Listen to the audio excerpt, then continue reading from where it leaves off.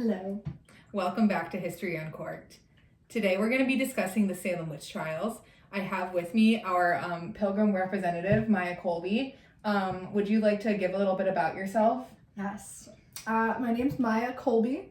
Kat's, esteemed Best friend and Pilgrim representative. And Pilgrim representative and Puritan descendant. Here to represent. Yeah, and you speak for the Puritan community in this podcast. Okay. On behalf of most Puritans, especially the ones in this. Especially the ones in this. They are your lifeblood. For reference, they did come here in the early 1600s, the Colby family. And if you look them up, they're pretty Puritan. And on a certain branch of the family, one of them was the lieutenant governor of the Massachusetts Bay Colony.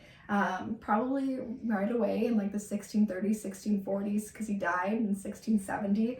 So not the lieutenant governor that we're talking about today, but the precursor to these events. So my family was definitely around, possibly participating in the hysteria that was the Salem Witch Trials. Definitely participating. You have blood on your hands. I might. Today we're going to be drinking Prophecy Sauvignon Blanc, Marlborough. We chose it because Prophecy is kind of witchy and the label is really fun. You guys can't see it. Here. Look at that. Doesn't that look fun? So we're going to be doing a little tasting and then we're going to get into it. Yes. Cheers to witches. Yum. Yum. Very fruity. Very fruity. Citrusy as well. Very citrusy. Notes of citrus. Notes of citrus. Yeah. We both took a wine tasting class in college, so we're really qualified. Very acidic. Mm-hmm. Really qualified Very to be doing qualified. This. Reminds me of what the Puritans wouldn't have considered. Definitely if they would have seen us drinking this. Yeah, they didn't drink, right? No, they would have considered us to probably be afflicted with witchcraft. Yeah. I mean, who's to say that we're not? A fun fact, the Colby family, when they immigrated here, I'm a descendant of Anthony and Susanna Colby, immigrated here again in the 1630s. They were fairly wealthy merchants, but Susanna is a best friend. I forget her name specifically, but Susanna's best friend created and whittled the baby cradle in their home. The Colby home's still there today in Amesbury, Massachusetts, or in Salem, in that area, give or take. And that woman, her bestie, was unfortunately burned and killed in the Salem Witch Trials, but it was the cradle that every single Colby child whose descendant from today was, raised in and sucked in, was her best friend who was burned at the stake for being a witch. Actually, something I wanted to bring up. Interesting fun fact. None of the Salem Witch Trials, none of the witches were burned at the stake. No, it was a hanging. It was a hanging. Actually, this is a really common misconception that they would burn witches at the stake. That never happened in America. That was more of a thing that would happen in like Scotland and England during the witch trials there. But it also didn't always happen there.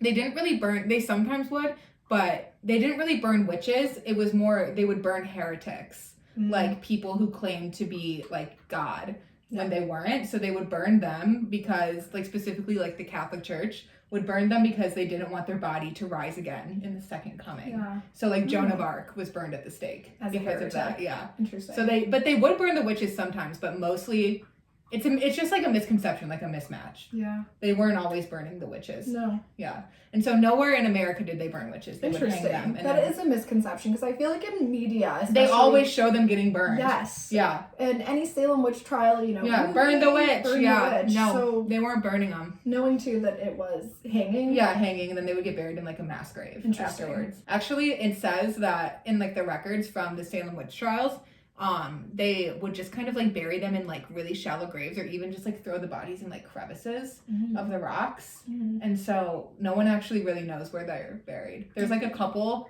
bodies where the families like collected them afterwards, but most of them are just like buried, like they just like put them in like little crevices. Yeah. And left them there. Fun. So let's start getting into it. Wait, let me put this in the fridge. This wine is good, but it needs to be chilled a little bit. I would not drink this. I would not drink it warm. We did it for the bit, but we do have some chilled Prosecco over off cam that we're going to be sipping on. The Salem Witch Trials happened from February 1692 to May 1693. So it's like a year and change. May 1693 is when all the prisoners were released. So the executions had happened like a little bit before then, but like a year. But they packed a lot, I feel like, into that year. They did. They were booked and busy. They were. Yeah. Quite busy. They were really busy. One could say hysterically busy. So just like a little vibe check on the time. So Salem in 1692, it's like pilgrims, you know? So, I mean, it's like literally there's nothing there is the thing. It's like all little log cabins and like everyone's pretty much camping. And I always think about too, you know, the pilgrims that came over. Again, maybe they weren't the most perfect people, but they were, you know, fleeing a land that was not very friendly to them, hostile, and coming to a completely unknown land out of desperation. Yeah. And then they get here and they were roughing it. They were roughing it. It was like intense camping. I mean, America pre-deforestation, I mean, it's like wilderness. Was intense. Yeah, dude. I couldn't imagine how scared these people were hearing, you know, a mountain lion scream in the middle of the night. Did they have mountain lions? They didn't have mountain lions. Mountain lions used to go from the East Coast all the way to the West Coast before deforestation. And imagine you're just someone from England, like bears and shit. And then you come to Massachusetts and there's mountain lions and bears screaming in the middle of the night. Yeah. And you like survived cold winters in England, but this is 10 times worse. Yeah, I mean, you came over on a boat for like 3 fucking months. Like everyone has lice. Like you all are starving. And that's the thing is like, this is a completely new place for them. Not completely new. Like they had, a lot of people had been there for like 20 to 30 years at that point. And like the kids had been born there. But we're on the second generation of, you know, Puritans, pilgrims, maybe even third at this point. But life is still hard as hell. Not good. And they're stressed. They're stressed the fuck out. Especially because, like, we're actively in the process of, like, stealing the land from the Native Americans at this time and, like, fucking everything up over there. So at first the Native Americans were helping them, but then obviously they were being assholes to them, so they stopped helping. Lying and colonizers were lying on treaties. So it was like really no good. So they were also like getting attacked by Native Americans a lot, and there was also at the same time this war going on in Maine, but with like there was 2 wars. There was a war between the Native Americans and the settlers in Maine, and then there was also a war between England and France over Canada, which was kind of like bleeding down into the Massachusetts Bay Colony. So like there was a lot of things that were stressing them out. Like there was a lot going on. But at the same time, there's not much going on because it's like just a couple like cabins and like some farm animals. So it's like all of the terrible parts about camping. Like it's about camping, but none of the fun stuff. Yes. So another important distinction that we just have to make. So the Massachusetts Bay Colony is like pretty big, but there's not like a whole lot of people there. Mm-hmm. Like the towns will be pretty populated, but then there's like a lot of space in between. So there's Salem Village, which is what we're talking about. Then there's Salem Town, which is like on the bay, like near the ocean. Okay. So Salem Town was like super, super wealthy. Not super wealthy, but like compared to Salem Village, it's like a lot of merchants, like people who are in shipping. Like it's definitely like the nice part of town. Yeah. And then Salem Village is like a 3-hour walk away. And that's where this all happened. Mm-hmm. And that's like the very Puritan, religious, farming, like rural community. Yeah. There's a lot of beef also, which we're going to get into between Salem Village and Salem Town, because Salem Village was under the control of Salem Town. Okay. But they didn't want to be. Right. And they were like really resentful of like the people in Salem Town who were making way more money than they were. So yeah, most people worked in farming in Salem Village, and they were like relatively poor. Like there were some wealthy landowners and some people who lived closer to Salem Town who were like merchants, but relatively living hand to mouth. And there was like a class system, which we're going to talk about in a second. And there's also like internal beef in Salem Town between the people who live or in Salem Village, between people who live closer to Salem Town who are merchants and people who are farmers. Here's the thing, we're going to talk about this. It sounds like they left, you know, what they left in England and what they weren't liking, you know, outside of the religious stuff, but, you know, really the Church of England at the time, obviously in the Catholic Church, was taxing people greatly, as well as persecuting for them for their religion. And it sounds like they kind of came back and set up shop and started to mimic and mirror the same things.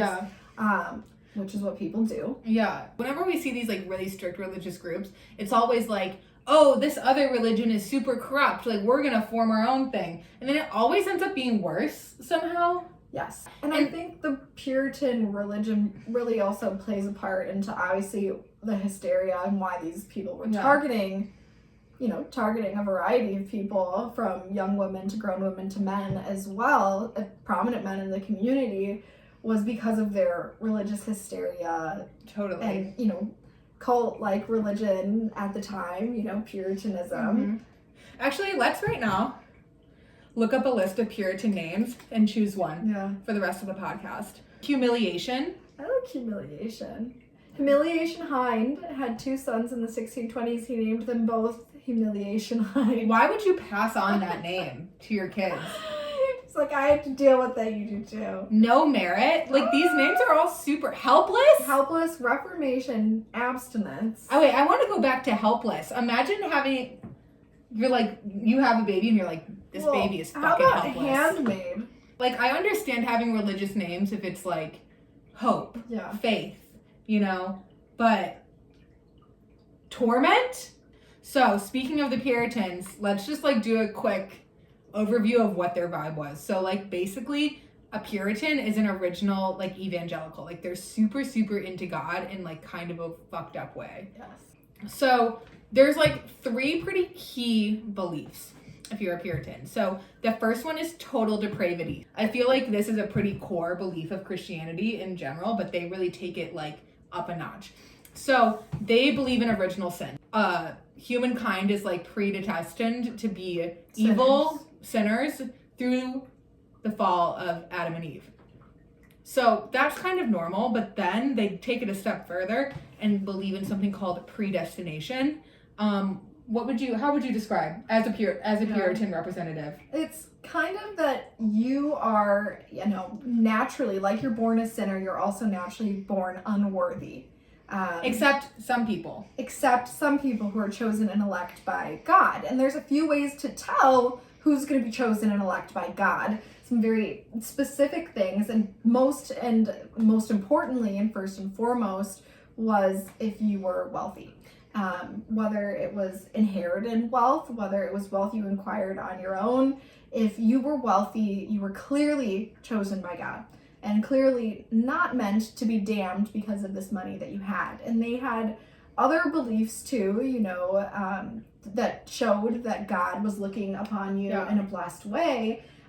Possibly that you yourself were, skinnier, thinner. Yeah. Some of the first eating disorders that we see in America come from Puritan culture. I didn't know that. Yeah, the Puritans, believed obviously in piety, but they really believed in, making sure that gluttony, as it was a sin and therefore you'd be damned, that gluttony wasn't something in their lives, which is kind of counterintuitive considering that greed, gluttony, very similar, also sins, but money was something that was righteous and chosen by God, but being gluttonous in other forms like food was clearly showing that you were damned.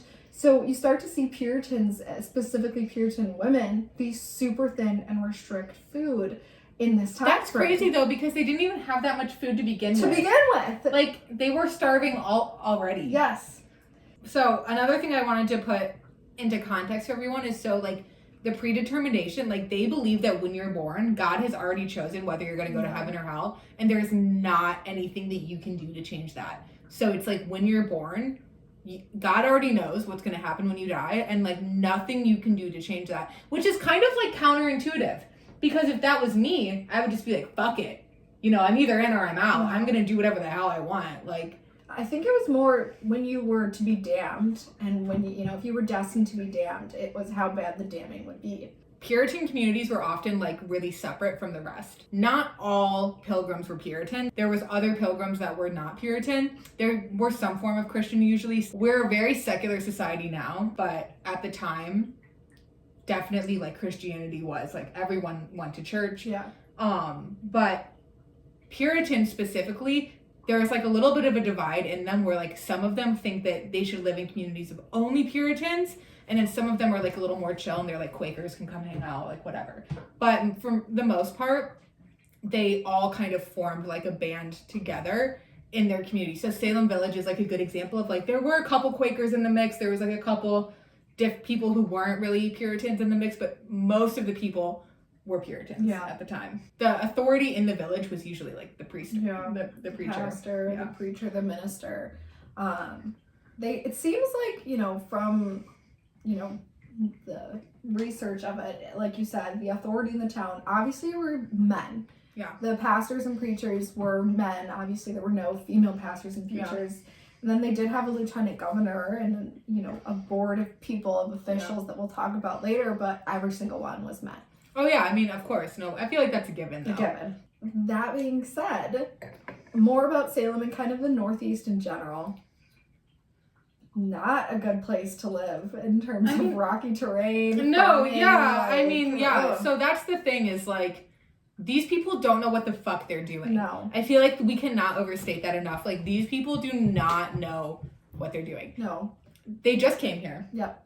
They're trying to grow the same crops that they tried to grow in England, and it's like a different climate, so that's not going to work. The Native Americans, of course, are not helping them anymore because they fucked them over. Yep. And so there's like a lot of bad vibes going on, especially if you're a farmer, which is like most people. You're basically either a farmer or you're a merchant. You either work in shipping, in which case you live in like Salem town close to the port, or you're a farmer, in which usually you'll live in Salem village. So that causes a lot of beef between Salem village and Salem town. Salem town has so much more wealth and economic power. Like, they pretty much control what happens in the village. And especially, and this will come up later, they provided funding for like having a pastor, stuff like that. So Salem village is not fucking with Salem town at all. Like, they do not fuck with those guys. They like hate they hate them. And they really wanted like independence from being like, they wanted to be their own thing, like separate from Salem town. Like, they did not fuck with them. This also like ties into what we said earlier about like there's internal division in the town. Yeah. Because there's the people who live or in I keep saying in the town, but I mean in Salem village, not in Salem town. So there's the people who live closer to the ocean and closer to Salem town, and those people are usually merchants, and they kind of are like canoodling with the people in Salem town. And then there's the people in Salem village who are farmers. They do not fuck with the people in the village who are merchants. Like, they don't like them. And the Putnam family, who, like, if you know anything about the Salem Witch Trials, I feel like that's the one name that, like, sticks with you. They fucking hate Salem town. Okay. Thomas Putnam, we're going to talk about him in a second, but he's a really wealthy, not super wealthy, but he does own a lot of land in Salem village, and he is like a big farmer, and he does not fuck with Salem town at all. Like, he hates them, especially because like the merchants were kind of like cutting into his income a little bit, and so he does not like them at all. Let's talk about the social hierarchy. So we talked about like the division, but I think we need to talk about like quickly, there's a social hierarchy in Salem village of itself, and this kind of comes into play when we see like who's getting accused. Yeah. At the top, we have the wealthy landowners and village leaders. Like, these guys are at like the very top. So we're talking about like wealthy farmers and like the pastor. Up next, we have like other religious authorities or people who are like super, super prominent in the church. Like, there's a few people who are like very devout churchgoers, and they are like seen as being like closer to God than everyone else. So they're like a little bit higher up. After that, we have the merchants. You would think because the merchants probably had a little bit more money, they would be higher up. But like we said, the farmers and the people deep in the town do not like them. No. And then after the merchants, we have like the small farmers and laborers, which is like most people. Okay. And who were like most of the people that ended up being accused? So this is like really interesting. So at the beginning, we see a lot of the people who are being accused be social outcasts. But then as the trials go on, we see a lot more like influential people and like people from the merchant class specifically being accused. And that happens specifically when the Putnam family gets involved. Interesting. Which makes sense because we just established they fucking hate the merchant class. And the merchants obviously live near the village. Near the town. Near the town, where the ports are and the shipping is. And this also kind of makes sense, you know, tying back. My family, when they came here, were of that merchant's class. So didn't you say your family like came out of the woods? My grandma on a different side of my family. said that we came out of the woods of New Hampshire. That was later on, once they were in Massachusetts for a while, for like 100 years, and then they moved to the woods. Okay, so at this time they're the merchants, but then later on they were in the woods. So then after the small farm, they had a hard come down. Yeah. This country, the sins that they committed. Well, they clearly weren't chosen. They clearly were not chosen by God. Clearly. Okay, I think before we get into the people being accused, we have to get into Samuel Parris, the Reverend. Because the first people to do the accusing were his daughter and his niece.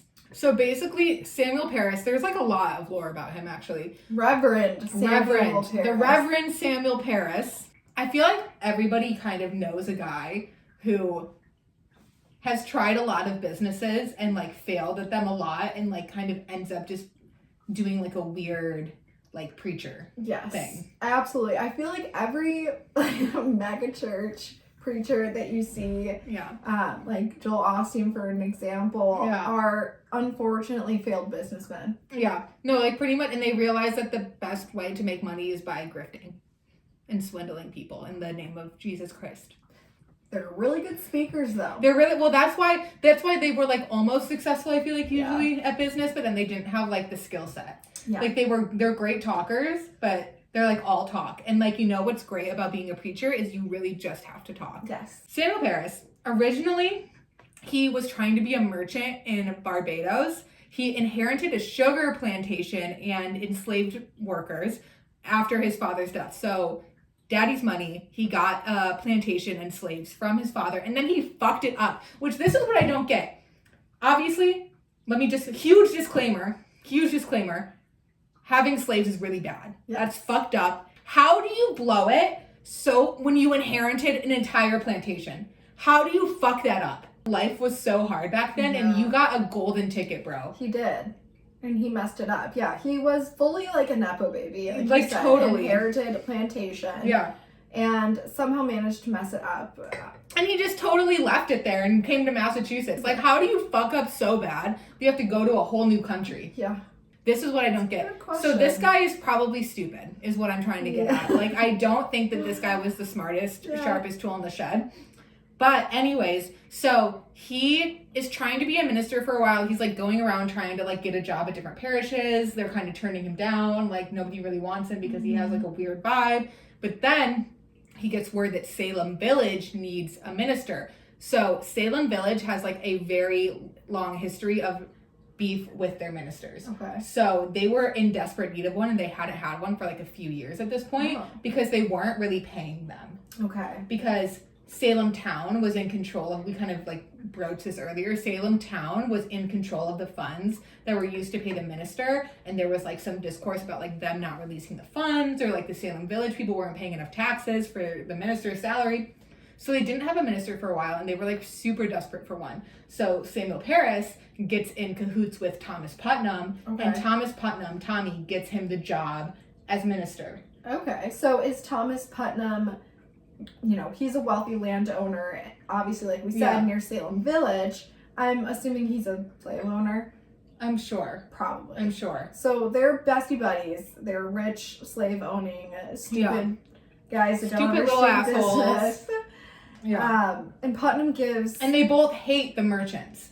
Probably because he's a failed merchant. Right. And probably Tommy is too. Right. They just hate him because they ain't him, They hate the actual businessmen making the deal. Yeah, without slaves. And they want to without slaves. The actual businessmen who don't actually need to enslave other people to make money. And they need to enslave people to make money. Yeah. Makes sense. Okay, so he's like, you're obviously a horrible person. Yeah. Be the minister. Yeah, it's like, oh my God. Preach me the too. God. It's like, oh my God, you're a terrible person. Me too. Oh my God, you have a failed business. Me too. We need a pastor. And we need to inform the community about the devil. About the devil. And the devil is clearly amok within this town. Mm-hmm. So basically, him and the Putnams are like two peas in a pod. Okay. Their kids play together. They're besties. Samuel Parris is really fucking weird though. Yeah. So like his sermons, even before the witch trials, which I think this probably like exasperated it. Like I feel like this led to it. Like this guy was obsessed with the devil. So he would like openly preach criticizing the wealth of Salem town and like the commerce industry that was in there. He thought everyone should be farmers.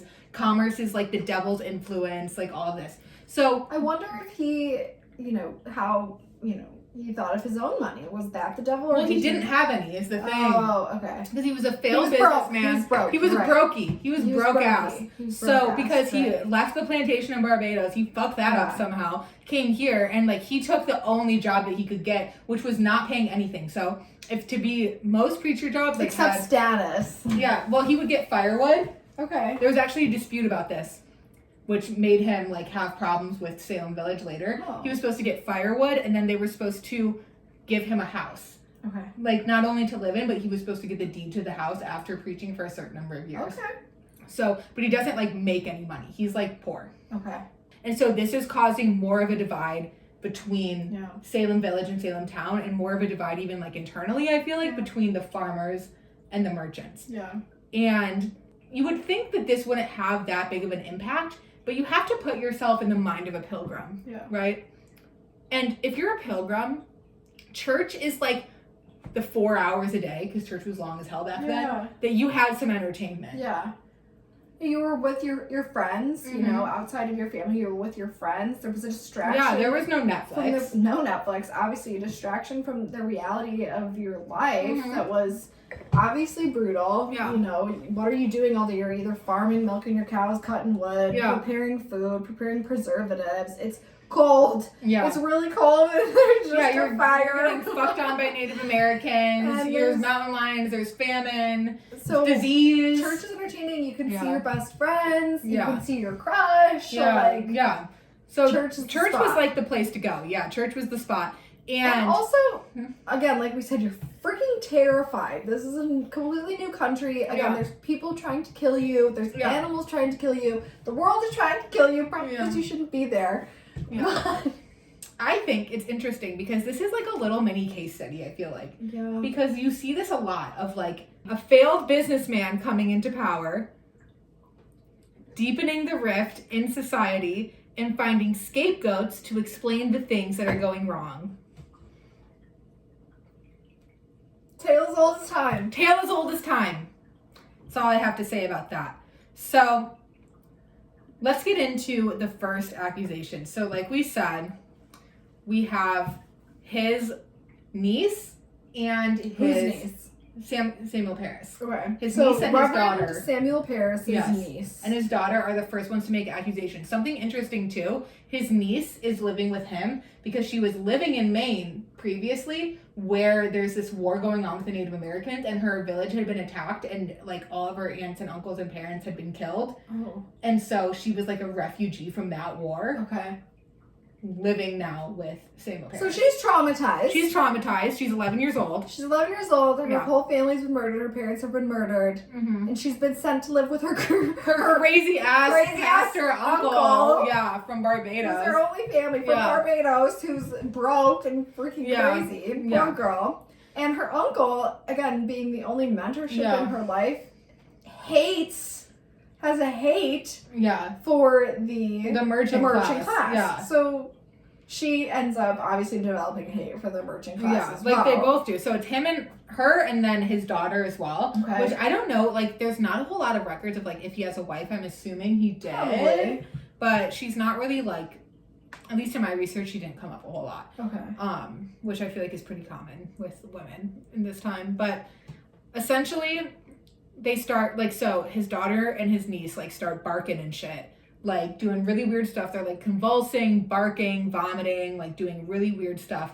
And this is what, I do think that they were faking it later on, but I do think that they were sick of something during this like initial whatever was going on. Yeah, I mean, there's been a lot of obviously question about, as we develop and learn about society, we understand that this could be hysteria, right? Like we learned with the mold on bread that you could be having hallucinations. General hysteria from trauma is also very real. This young girl, this child, had her family murdered. Yeah. Taken away from her. And who knows what her cousin was going through as well. I think at the very beginning, they were sick somehow because the Puritans, they have there's a lot to hate about the Puritans, but I will say they weren't, like, stupid. No. They would be able to tell if they were faking it at first, and they were sick enough to where Reverend Harris called a doctor. So it's most likely the mold on the bread. I think they just had, like, food poisoning. Well, they had food poisoning. Like, because in the records it says they were, like, vomiting nonstop. Like, here's the other thing. Yeah. When people have really high fevers, yeah, they get seizures. Yeah. And seizing can often include strange noises that come out of your mouth that might sound like barking. Yeah. I think they had, like, the flu or some, like, some sickness at the beginning. I do think that, we're going to get into this. We're going to get into it. But at the very beginning of it, I think they were sick with something. He called the doctor, and the doctor is like, I don't know what this is. Right. So it must be witchcraft. And that's, like, what kicks this whole thing off. Really, and to me, it's just like, what a lazy doctor. What a fucking lazy-ass diagnosis that is. Are No, seriously? Out of everything that they had going on, scarlet fever, typhoid, cholera, the flu, like, all of the different things that they could have fucking had, he's like, witchcraft. Witchcraft. Must be witchcraft. Really? Like, they probably got he was poor, so he probably got, like, someone who was barely a doctor. Definitely. I mean, even to be, like, a certified doctor in those days, you had to, like, barely know anything. Germ theory hadn't came out yet. Like, they still were working on the humor theory. That being said, I think that it was also probably because of the fact that they were two young girls. Well, so... easily manipulated, easily told what to do. Well, here's the thing that I think is interesting is Puritans didn't really fuck with kids, like, at all. No. They were so hated mean to their kids. No, they hated them. So actually we have some Puritan, as our Puritan representative, would you like to explain to us how the Puritans viewed their children? Of course. The Puritans wanted to traumatize their children the second that they came out the womb, letting them know that their existence on this planet not only caused their parents suffering and pain, causes the whole world suffering and pain, and that they should understand that they're horrible. They're full of sin and that they need to suffer. So these poor kids were brought into the world, unfortunately, not a lick of love from their parents. Their parents were brought up this way too, so they passed it on. But like we talked about, Puritanism comes from, the foundation that you are full of sin. You are damned. You should, you're either damned or you're chosen, and it's determined by these certain things. I have a question. Did they think that, like, and I'm just spitballing here, like, I don't know, but did they think that, like, because the kids haven't had enough time yet to repent for everything, that they were, like, more sinful than the adults? No. Oh, I mean, I don't know off the top of my head. I think they just had a general belief that everyone, because of the original sin, that they thought they had to, like, whip the kids into shape. So essentially, with the fact that I think the Puritans were just really into original sin, and the fact that every one of us is a sinner, and you should repent to God, and they would repent to God. But even if you repent, you will always be a sinner. So you need to always be on top of your punishment, right? Kind of makes sense. On top of your punishment, prelude your punishment. So you're, like, doing the punishment before you even do this. Exactly. It's like when I go to the gym and burn a lot of calories because I know I'm going to be drinking with you later. Exactly, but at the same time, you're also not going to drink later. So, well, yeah, it's like with sin. Exactly. Yeah. So they had to be like, what if I sin? This sin could be in my future. Let me punish myself now for this sin, and then make sure I don't sin in the future. So then you're like one up. So you're one up. But honestly, it's a good strategy. It's a good strategy, but it's pretty anxious way to live. Yeah. And their parents reinforced this idea. So these poor children were named things like, thou must not be damned, or thou is damned, or... Yeah, what was the one, like, no merit? No merit, So they were born into this world thinking they had no merit, thinking that they were damned, and they kind of wanted to save themselves. So they unfortunately taught their, like, children, and we're talking, like, under 10 years old, like 5 to 10 years old, to punish themselves for their sins. So there's diary entries of Puritan children who would talk about how filled with sin they were. Oh, this is the Puritan board. Oh, like, for now. Oh, no! Wait, this is like a current Puritan. Oh!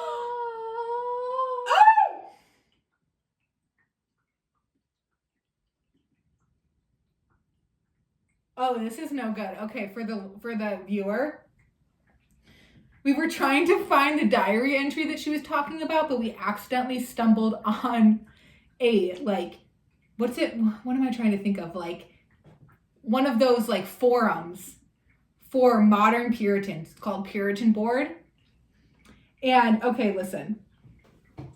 Here's the question. This is like this is a person who's alive today. This was posted in 2016, so it was... Okay, it was in 2016, but still. 9 years ago. Our 3.5-year-old son fights discipline from his mother. Things like running away, kicking, screaming. You know how you do when your parents try and beat you? Yeah. Yeah. When I administer it, he does much better. We're not sure what to do, so any advice would be helpful. We have an advice response from another member of the Puritan Church.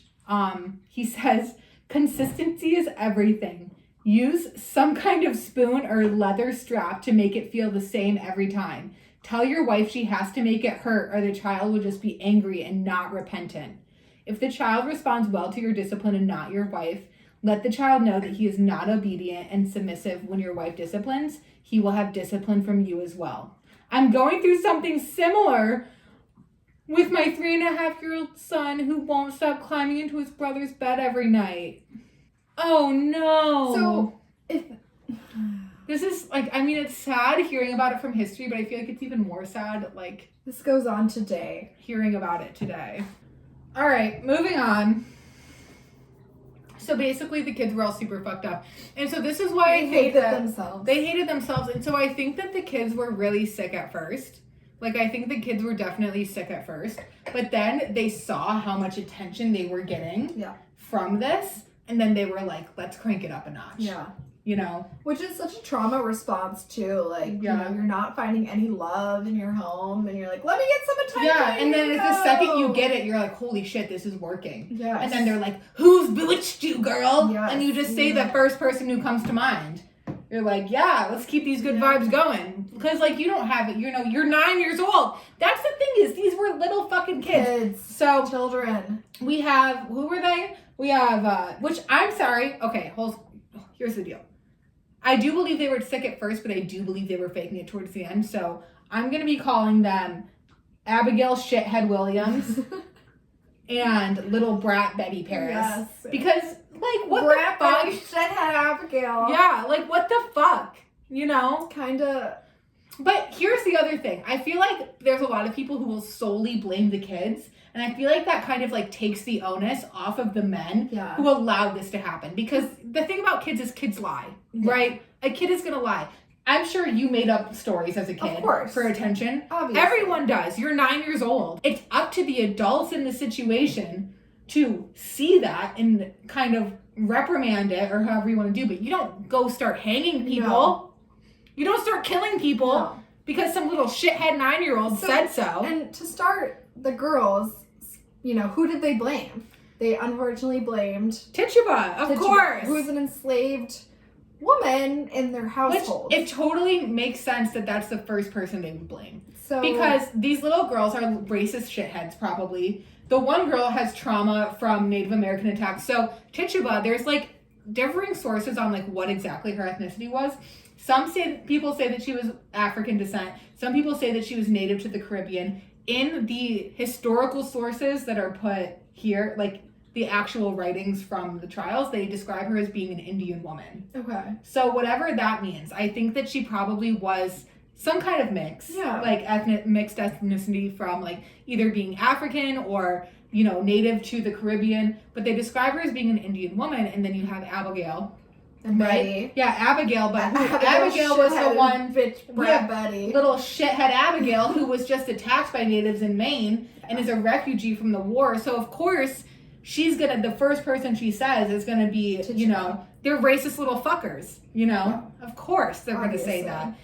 And I feel like Tituba, they're all victims in this story, but Tituba is really the victim. Really, I mean, she was everyone feeding them. She was literally bathing them. No, literally. She was probably taking care of them, and they fucking accused her of witchcraft. Little fucking piece of shit kids. That's the thing is kids are gonna be pieces of shit. It's your job as the parent to sniff that out and put a swift end. But obviously, again, that's not what they did. Samuel Paris was a fucker to begin with, as we know. He's so not the gonna be first the type of guy that does it. women they blame are, so this is when we talked about like the first women they blame are kind of on like the lower echelon of society. So we have Tituba, and then we have Sarah Good, who is like a homeless woman, and she would often like go door to door and like beg for food from her neighbors. And so like it kind of makes sense that, and she had a 4-year-old daughter who actually was also accused. We're going to get into that later. Yeah, her 4-year-old daughter was locked in jail for a year. But anyway, so we have Tituba, we have Sarah Good, who was like a kind of like vagrant type personality. And then Sarah Osborne, who was a widow. She had like kind of had some flings on the side, like she was a widow, and then she was like kind of dating around a little bit in the town. I'm sure not our, like, you know, what we would describe as dating around. She probably like was talking to other men. She was speaking with other men. And she's also, in a lot of the records, she's described as being like a non-submissive woman. Like she's described as being like very strong-headed, which just means that she was a normal ass woman. But so like these are the first 3 accusations, which makes sense because these girls probably know that there is like some kind of stigma on these women in society already. Yeah. And the town is small. Like we said, there's a lot of area. There's like 500 people there. But no one's there, so everyone knows everyone. Yeah. They're kind of on top of each other. Tituba and Sarah Good and Sarah Osborne, did they die? No, Sarah Good didn't. Tituba didn't. It's actually really sad. They were in prison for a long time. I think Sarah Osborne maybe did die. No, yeah, she died in prison before she could be executed. Wow. Yeah, because the prison conditions, we're going to get into it, but they were terrible. Sarah Good was released, and then Tituba was... So here's the thing. Okay, here's the thing about being in prison during this time. You have to, like, pay rent for being in prison. Mm-hmm. Like, they are making you, like, pay for your food, pay rent for, like, the cell, like, all of this stuff. Mm-hmm. So if you don't have any money, you're accruing a debt to the prison that you're being, like, falsely imprisoned in. Right. And so Tituba obviously was enslaved. Mm-hmm. And so she was not making any money. No. She did not have a way to pay off this debt. And so there's a historical record saying that she was in jail for the longest because they wouldn't let her out until she could pay her debt. Someone eventually paid it. It seems like what happened is somebody else bought her after the fact, paid her debt, and took her with them. Which is why I say Tituba is the number one. Justice for fucking Tituba, bro. I agree. Just, like, what? She had it really... Imagine, so unfair. You're kidnapped from wherever... The Caribbean. You're kidnapped from the Caribbean, brought to fucking Massachusetts. Imagine going from the Caribbean to Massachusetts. No. You get accused of witchcraft by the very bitches that you had been taking care of. And then you get put in jail, charged rent for being in jail, and then you have to wait for another shitty white man to pay your debt and take you